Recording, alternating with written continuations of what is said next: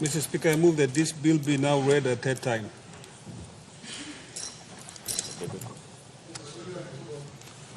The Honourable Governor. Thank you.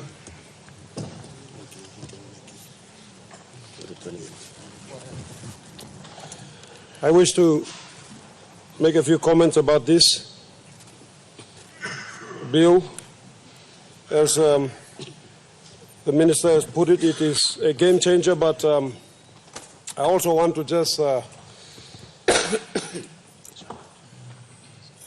add some caution and suggest that whilst it is a game changer, we must consider the ramifications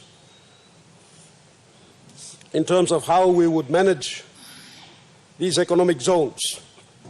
I know everyone is enthusiastic about this, and I may be the devil's advocate here, but there must always be someone who puts forward a different view. And I speak from my own experiences and from my own knowledge in regards to this matter. I visited these economic zones in the Asia-Pacific region, well, mainly in East Asia. And I wanted to just make some comments in regards to this. I would suggest that a report produced by the World Bank in 2011 by Thomas Farrell and Gokhan Akinu be carefully and thoroughly analyzed. This gives you some insight into the pros and cons of special economic zones. The zones propose generous tax holidays in instances where customs duties are done away with completely. But sometimes laws on workers' rights have been relaxed to such a degree that they are to the detriment of workers. In some instances, the economic zones are white elephants, and there are many examples around the world.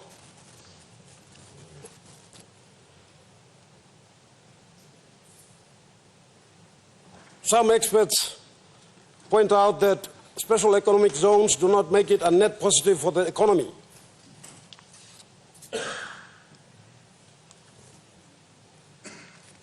And that they displace indigenous people from their land.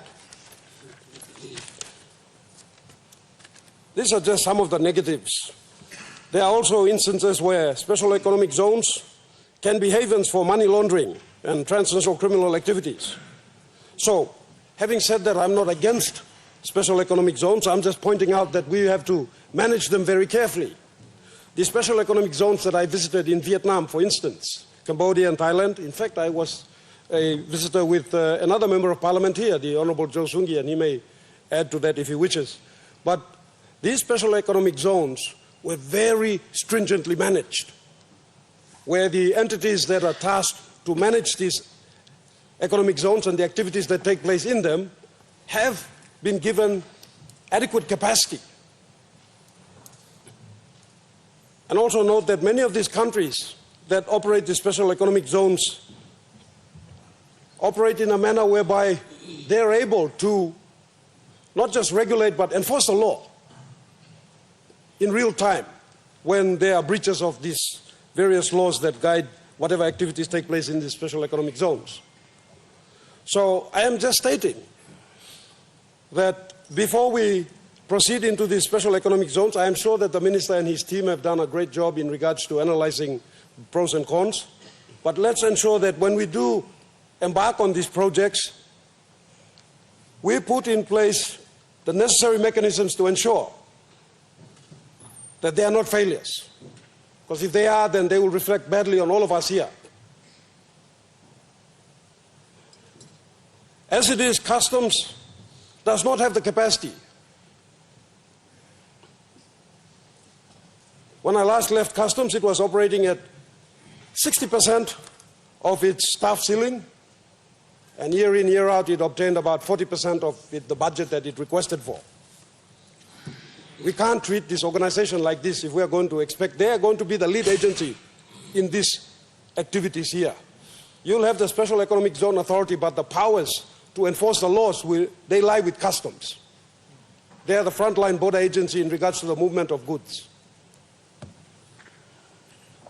So they have to be adequately empowered to be able to perform their duties. That means the infrastructure that is built there must also be sufficient to accommodate them and their needs. Not just them, but all the other border agencies such as NACIA, immigration, etc. And here at this juncture, I will raise a very important community that has been allowed to deteriorate since 1975. That is the intelligence community. Many of the problems that we speak about are occurring in this country today because we do not have an active intelligence community. The intelligence communities, this is the eyes and ears of any economy. And when an economy expands, the intelligence community must also expand.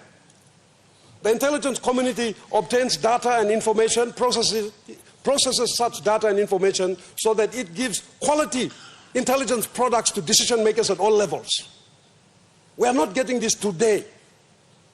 For example, in 1975, the NIO had 130 officers. Today, you have less than 30. It's as if we have gouged our eyeballs out and closed our ears on purpose, folded our arms and looked the other way. Every economy, as they expand the intelligence community. What is the purpose of an intelligence community? The intelligence community will comprise of these various intelligence organizations that feed intelligence to the decision makers at various levels of government. And they're not just for national security purposes, although that is one of their primary reasons for existing. The other reason for them is to ensure that they protect our economy, our opportunities, and our future. They screen those who are coming into this country. Not everyone coming into this country come into this country because they care about us and they want to help us. This type of naive approach that we have had for the last 40 years is the reason why pirates are now plundering our economy. If we want to operate special economic zones, we are going to have to address these issues. And I would say that we must pay serious attention to developing our intelligence community. They will screen who comes in, whether individuals or companies, and they will tell you whether these persons are coming into the country for our best interests or not. And right now there is a massive vacuum in this area. The late Bill Skate, because of the Mujo Sefa tapes, dismantled the NIO, completely annihilated them and reduced them to a non-entity now. We have the Defense Intelligence Branch that is barely functioning. They hardly have the capacity to move around and report as to what is going on in this country along our borders. The National Criminal Intelligence Unit is a defunct organization, more or less. It does not have the capacity or the people to be able to produce intelligence to give us so that we know criminal trends and what is happening. Customs intelligence is the same situation. All these organizations have been allowed to basically deteriorate to a point where they are no longer able to serve us. Coming back to the special economic zones, it's a great idea, but like many great ideas, it can be exploited by those who come in with ulterior motives. And if we don't screen them, if we don't know who they are, they're very powerful forces. Let us look at the forestry industry. Let us look at the fishing industry. For instance, are there Papua New Guineans that own forest mills or fish canneries? Who runs them? Who are the organizations that manage what happens there? How is it that they have a very strong direct control of many political forces?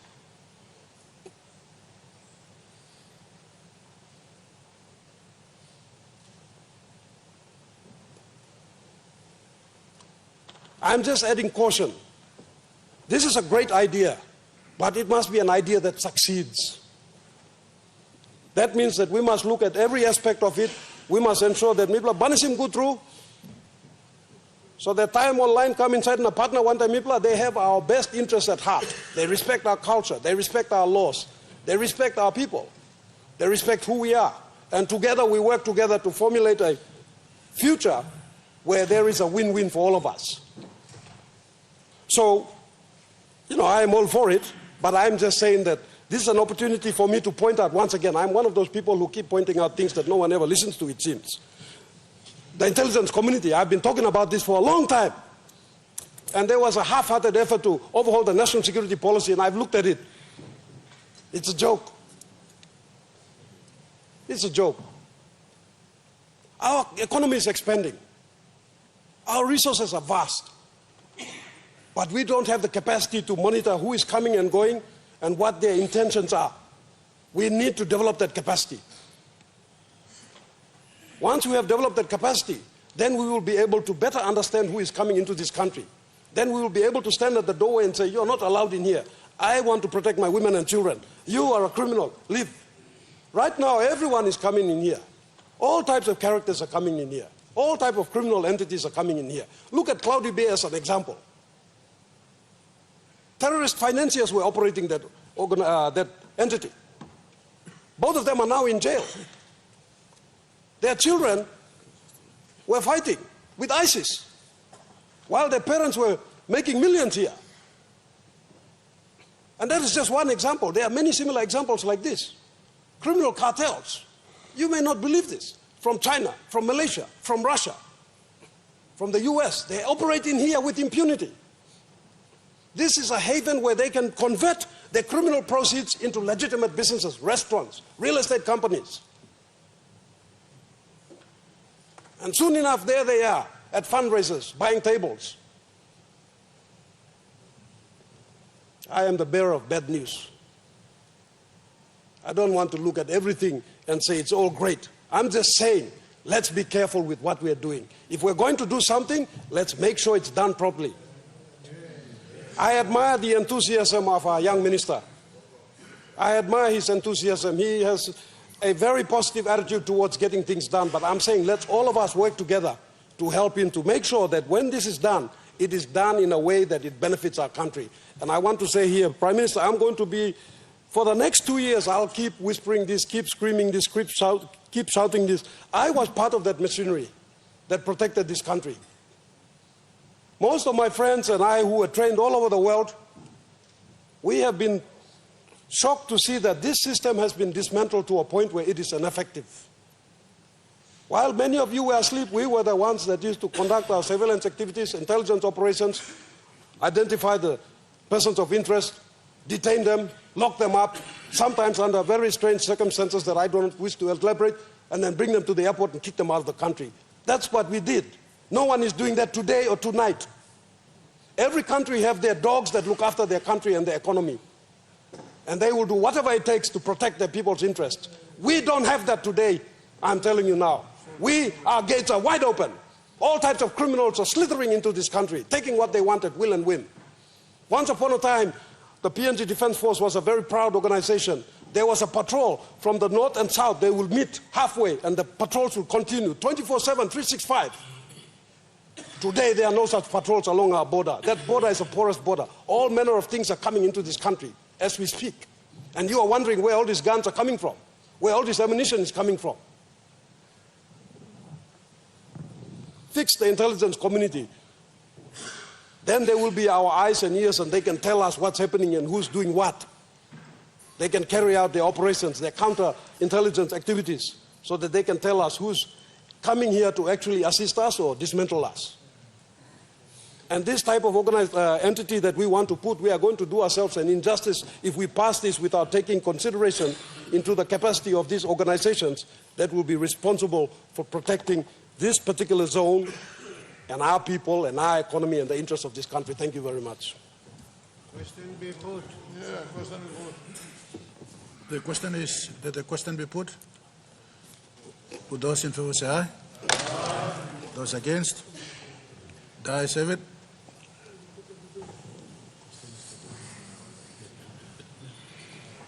Honourable members, the question is that the bill be now read a third time. Would those in favor say aye? Aye. Those against? The ayes have it.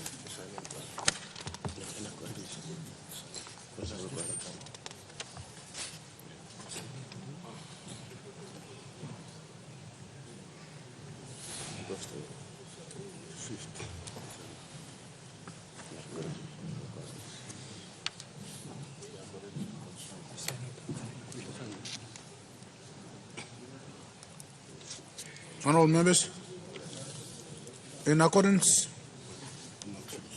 with constitutional requirements, this bill must be passed by an absolute majority of 56 members. Clerk, please ring the bell.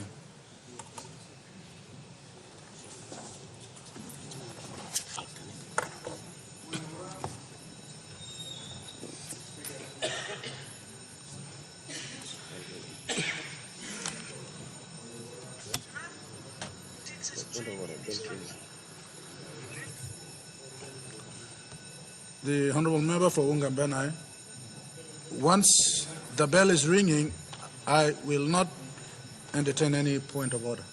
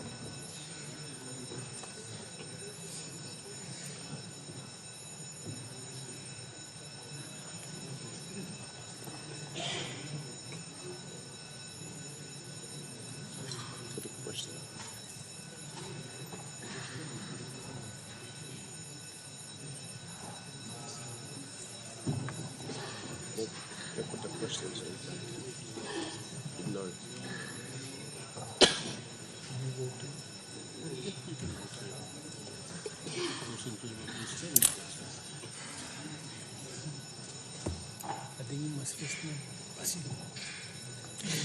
You must first know the last that comes in over here. You must first know the last that comes in over here. Yes.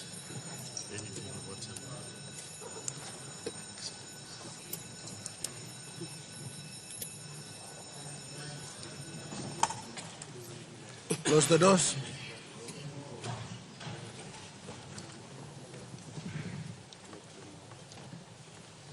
Honourable members, the question is that the bill be now read a third time. Would those be in favour, please do stand.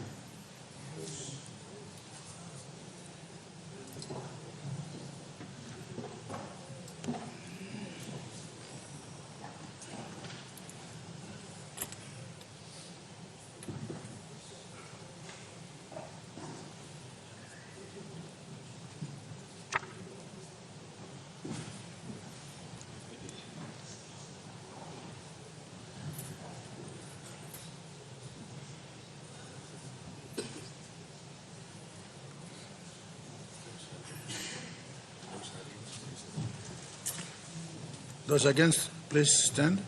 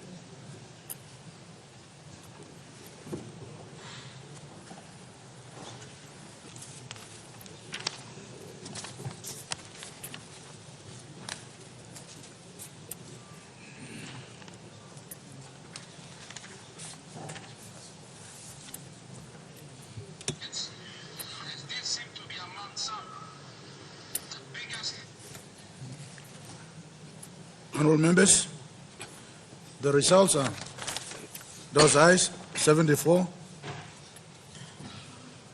and those noes 3. Mr. Clerk. Head reading. A bill for an act to enable the establishment, development, operation, and regulation of special economic zones in Papua New Guinea, to encourage the development of new and additional business activity in special economic zones under a streamlined regulatory framework, and to create a special economic zone authority to develop and regulate special economic zones, including the selection of sites, development and operation, and for related purposes.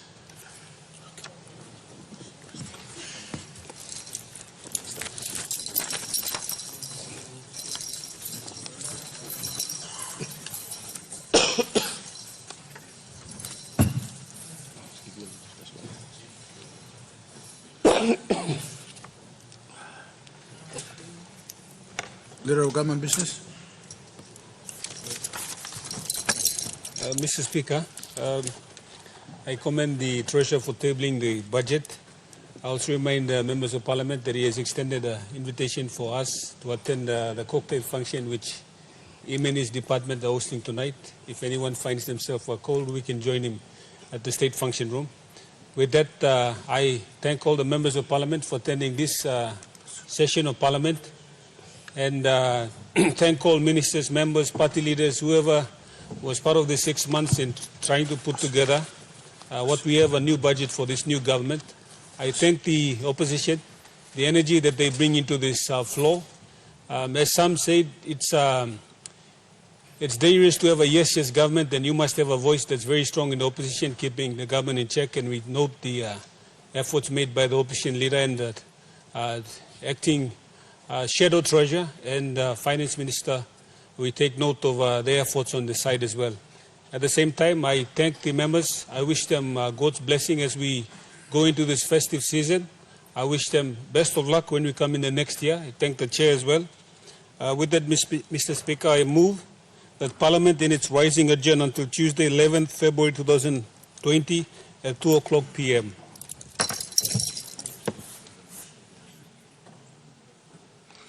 Honourable members, the question is that the motion be agreed to. Would those in favour say aye? Aye. Those against? The ayes have it. Leader of Government Business.